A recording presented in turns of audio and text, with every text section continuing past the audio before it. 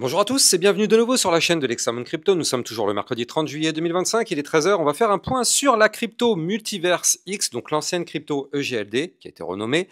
Et donc justement, on va faire un point ensemble pour voir si cette crypto elle est morte ou bien si il peut se passer des choses intéressantes dans les prochains mois sur cette crypto-monnaie. On va essayer de répondre à ça au travers de cette vidéo. Bien sûr, je rappelle à tout le monde que tout ce que je vais dire n'est en aucun cas un conseil financier, c'est à vous de faire vos propres recherches. Et n'oubliez pas que le trading de crypto comporte des risques de perte partielle ou majeure. Alors cette crypto-monnaie, elle se situe actuellement en position 145 du côté du market cap. Elle a pas mal chuté parce qu'il est vrai que cette crypto s'était retrouvée, si je me rappelle bien, dans le top 50, si ce n'est même dans le top 20 à un moment de mémoire. Je crois qu'elle a été dans le top 20. Dites-moi en commentaire si elle était dans le top 20 ou pas, je ne me rappelle plus, mais il me semblait qu'à un moment donné, elle était montée très très haut. Bref, elle est retombée pas mal. On est en position 145 et on est sur des performances plutôt dégradées depuis maintenant plusieurs mois.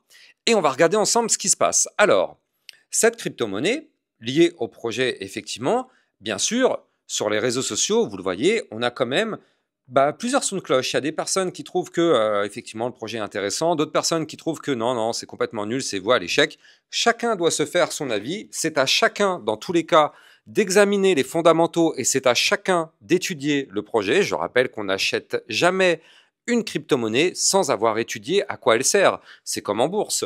En bourse, quand on investit, par exemple, je sais pas moi, si vous voulez acheter, je sais pas, du Nvidia ou j'en sais rien, vous allez forcément étudier le projet. Si vous achetez, par exemple, une action sur une entreprise française, j'en sais rien moi, un truc de boulangerie, vous allez forcément étudier la boulangerie, comment elle se développe, dans quel contexte elle avance, est-ce qu'elle est dans une ville où il y a beaucoup de monde, est-ce qu'elle a beaucoup de clients, j'en sais rien moi. Donc vous étudiez toujours effectivement qu'est-ce qui se passe autour de ce sur quoi vous investissez. Malheureusement, en crypto-monnaie, il faut noter que peu de personnes font cette démarche-là. Il y a beaucoup de personnes qui vont entendre une crypto-monnaie, ils vont l'acheter sans même se poser la moindre question sur cette crypto-monnaie, alors qu'en fait, en réalité, des fois, il y a des choses, ça mérite quand même réflexion. Bref, à chacun de se faire son avis après étude sur cette crypto-monnaie. Ce n'est pas mon rôle, ça c'est à chacun de se faire son avis.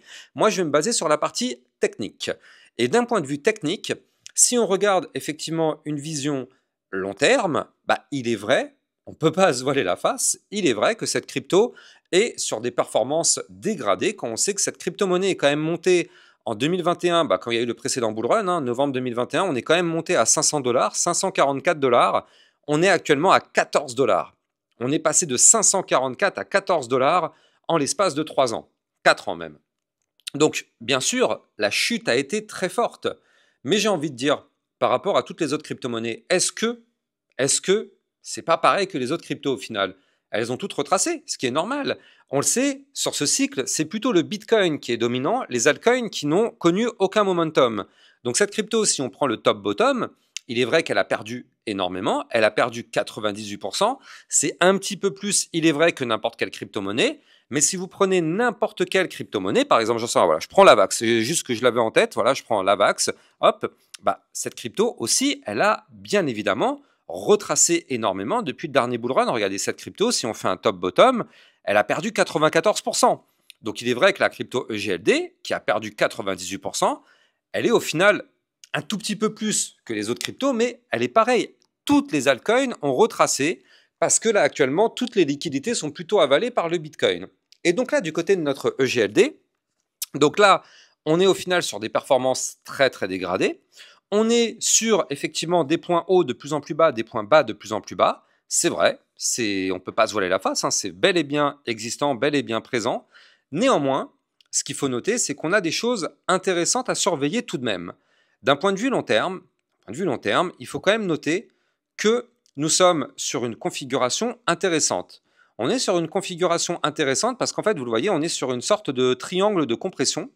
Donc là, je vous le dessine vraiment en 2, 4, 6, c'est juste histoire de, mais on est quand même sur un triangle de compression.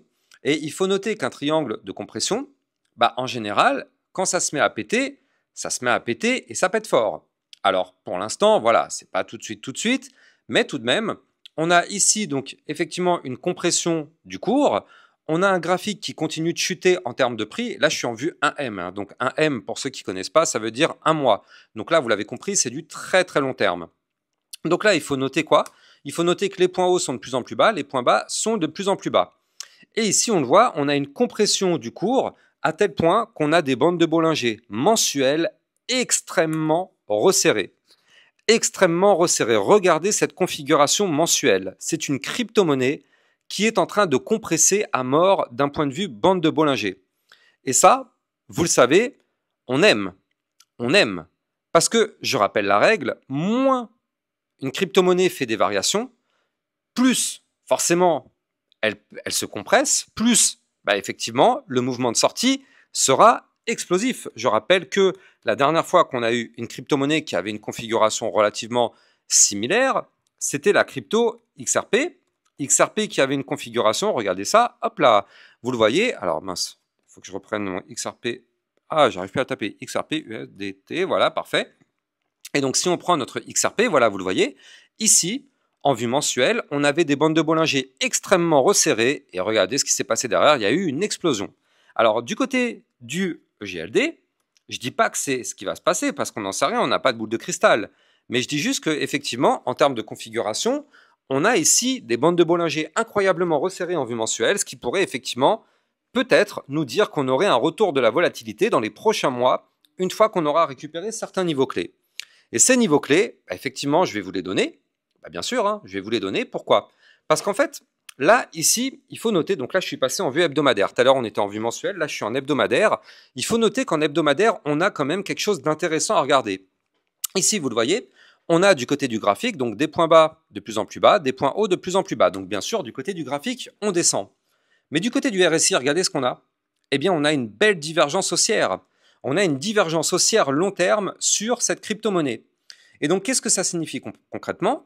Ça signifie que là, dès lors que cette divergence va s'activer, et ça, malheureusement, on n'en sait rien, on ne sait pas si elle va se valider ou pas, mais si jamais elle se valide, pour ça, il va falloir briquer deux niveaux clés. Le premier à 17,65 $, le deuxième à 19,62 $.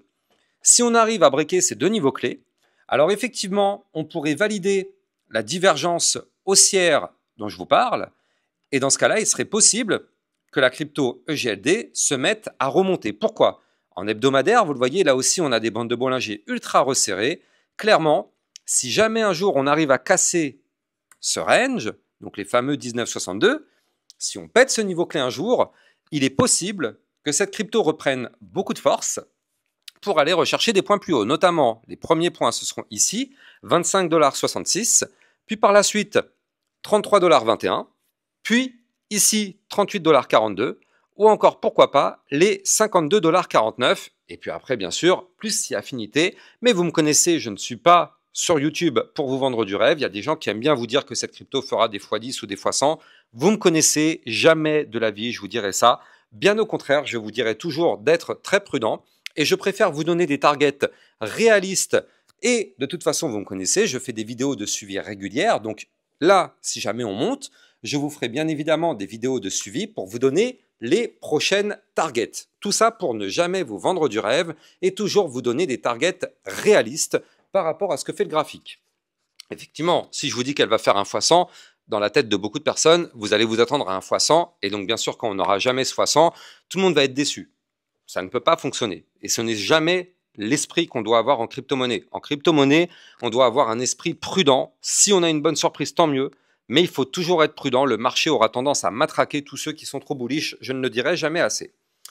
Avant de continuer et vous donner effectivement la suite et est-ce qu'on pourrait monter bientôt, eh bien, je rappelle que cette crypto est disponible sur Bybit Europe, la nouvelle plateforme de trading européenne. Grâce à mon lien de parrainage en description de vidéo, vous allez obtenir un bonus qui va être effectivement dépendant de votre dépôt. Plus votre dépôt sera élevé, plus le bonus aussi, jusqu'à la hauteur d'un bonus de 5030 $.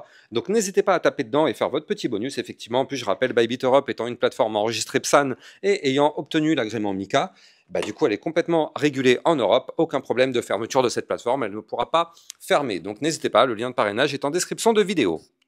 Donc là, effectivement, si on prend les targets sur cette crypto-monnaie, on a vu qu'en vue long terme, effectivement, il y avait peut-être un espoir. Bien que, je rappelle la règle, on est loin des niveaux clés à briquer.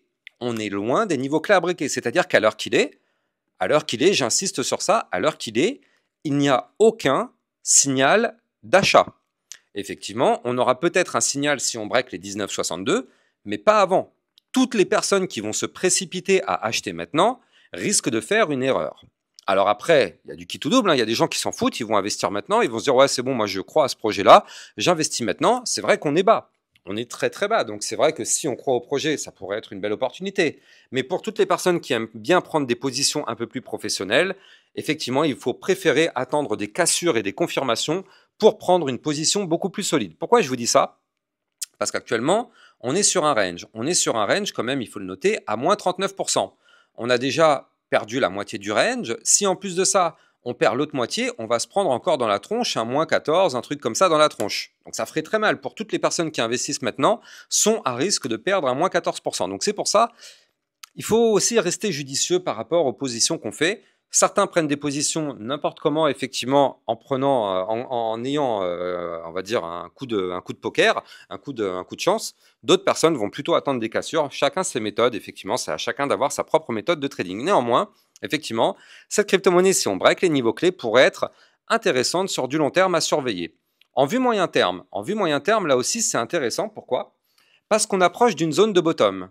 C'est-à-dire que là, vous le voyez, on avait formé une petite consolidation entre le 12 juin et ici le 10 juillet. Donc pendant un mois quasiment, on est resté ici dans cette petite phase de consolidation entre le niveau clé qui était à 11,95 $ et ici les 14,38 $.